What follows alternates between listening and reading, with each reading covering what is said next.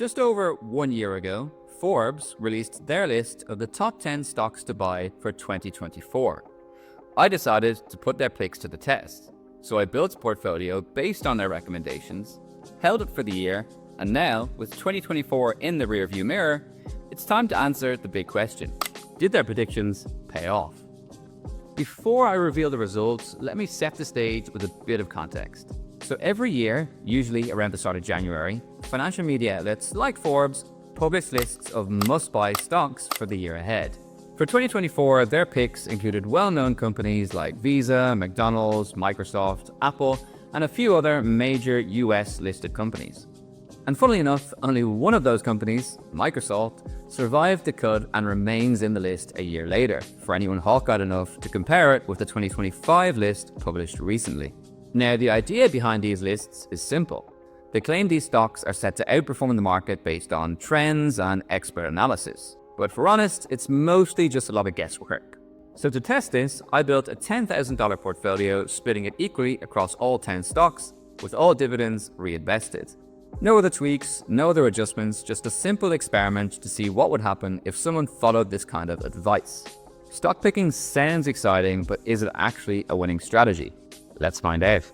Well, here's what happened. The Forbes portfolio returned 16% in 2024.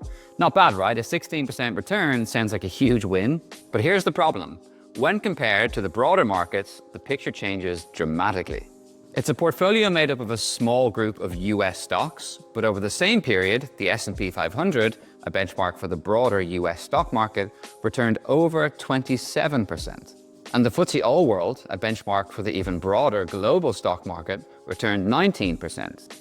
So while the Forbes portfolio did make money, it underperformed both the US and global stock markets.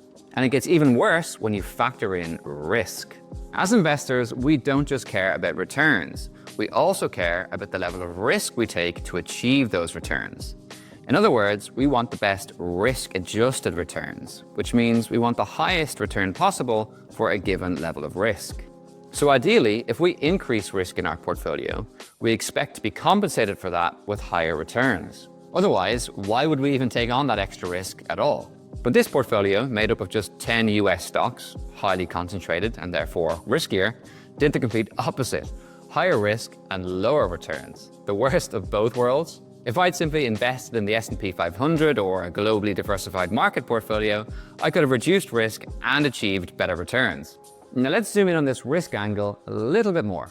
During 2024, markets saw a small bout of volatility between March and July, which is very normal and happens every single year. But here's what happened with our three portfolios during that period. Global markets fell about 2% and recovered within just 2 months, so barely even noticeable. And as you would expect, the S&P 500 is slightly more concentrated and felt it slightly more. It fell around 2.5% and recovered within 3 months. But the Forbes portfolio fell 6.5% and took 4 months to recover. So not only were the overall returns worse, but the journey was also far bumpier. The Forbes portfolio experienced both the deepest and the longest drawdown period. And I wasn't even compensated for that with better returns.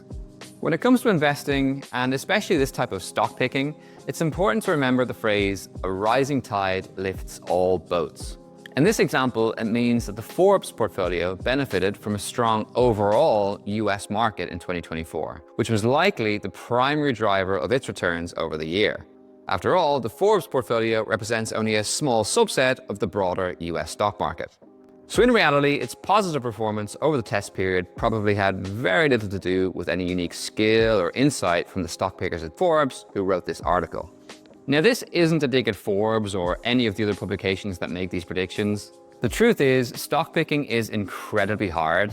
Even professional fund managers with access to state-of-the-art research tools and endless amounts of resources fail to consistently beat the market.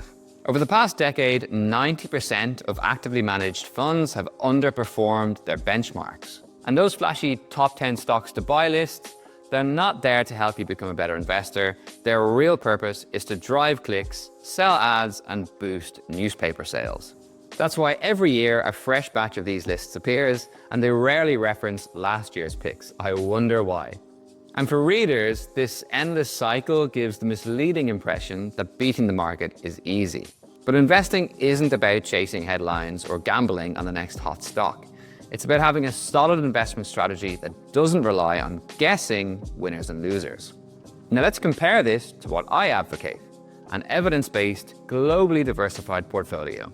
Instead of betting on 10 somewhat random companies and crossing your fingers, evidence-based investing takes a data-driven approach. It's built on decades of rigorous academic research, empirical evidence, and real-world results, eliminating guesswork and focusing on the factors that actually drive long-term returns. Stock picking might appeal to those chasing a thrill, but let's be honest, that's more like gambling than investing. The data overwhelmingly supports a diversified, low-cost, long-term strategy for growing wealth. This approach aligns your portfolio with proven drivers of returns, maximizing your chances of consistent, reliable growth. It's not flashy, but it works.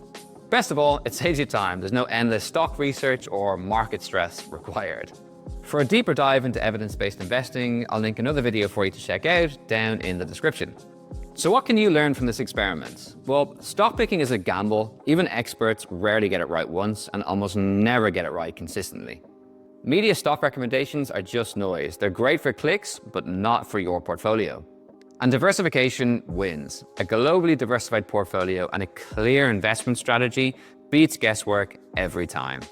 So if you're serious about building wealth, stop chasing stock tips and start focusing on a solid investment strategy that will deliver you long-term results. And if you want to learn more about evidence-based investing and whether or not it's right for you, then I'll link the next video up here once it's ready. In the meantime, if you found this video helpful, don't forget to like and subscribe to the channel and share this video with somebody else who's been reading too many articles about what hot stocks to buy in 2025.